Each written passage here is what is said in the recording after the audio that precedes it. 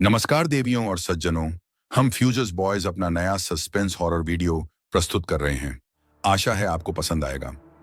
जब डैनियल ने maple street वाला पुराना घर खरीदा तो उसे लगा कि वह बस एक घर ले रहा है, दीवारें, छत और शायद कुछ मरम्मत का काम। लेकिन उसे नहीं पता था कि उन दीवारों के पीछे एक राज छिपा है। घर की मरम्मत शुरू हुए 3 दिन ही हुए थे कि जब उसने लिविंग रूम की पुरानी दीवार की लकड़ी का तख्ता उखड़ा। उसकी क्रोबार किसी सख्त चीज से टकराई, कुछ ऐसा जो वहां नहीं होना चाहिए था। लकड़ी के पीछे एक छोटा टिन का डिब्बा मिला जो जंग लगा हुआ था। अंदर एक चिट्ठी थी, पीले रिबन में बंधी हुई। कागज पुराना और नाजुक था, लिखावट सुंदर लेकिन फीकी।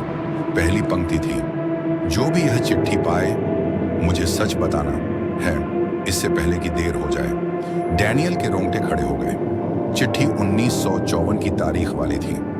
चिट्ठी में लिखा था, लिखने वाली का नाम मार्गरेट था। वह लगभग 70 साल पहले इसी घर में रहती थी। चिट्ठी में उसने एक राज बताया। उसका पति एक सर्द रात को गायब हो गया था। किसी को कभी पता नहीं चला क्यों, लेकिन मार्गरेट ने लिखा कि वह जानती थी। उसके पति ने घर के नीचे कुछ ऐसा खोज लिया था जिसे छिपाने के लिए कोई किसी की जान भी ले सकता था। आखिरी पंक्तियों में लिखा था, अगर यह घर अब भी खड़ा है तो इसलिए कि सच को बहुत गहराई में दफनाया गया था। जहां जमीन खोखली लगे वहां मत खोदना। रहस्य और गहराता गया। डैनियल ने अपने पैरों के नीचे देखा, वही जगह जहां फर्श की तख्तियां ज्यादा चरमराती थी। वह हंसने की कोशिश करता रहा, पर जिज्ञासा कभी आसानी से नहीं रुकती। अगली सुबह उसने लकड़ी की एक तख्ती उखाड़ दी।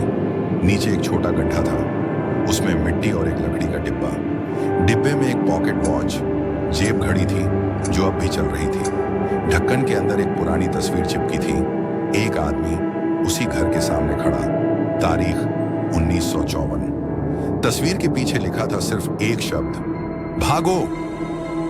उस रात डैनियल को नींद नहीं आई। सुबह होते ही उसने बैग पैक किया और घर छोड़ दिया। मरम्मत अधूरी रह गई। 1 महीने बाद घर फिर से बिकने लगा। लोग कहते हैं नए मालिकों को कोई चिट्ठी नहीं मिली, पर कुछ लोग कहते हैं उन्हें चिट्ठी की जरूरत ही नहीं पड़ी, क्योंकि रात को अब भी फर्श के नीचे से उस पुरानी घड़ी की टिक टिक सुनाई देती है। ये कुछ कहानियां बेहतर है कि अधूरी ही रहें। ऐसी और डरावनी कहानियों के लिए सब्सक्राइब करें और लाइक जरूर करें।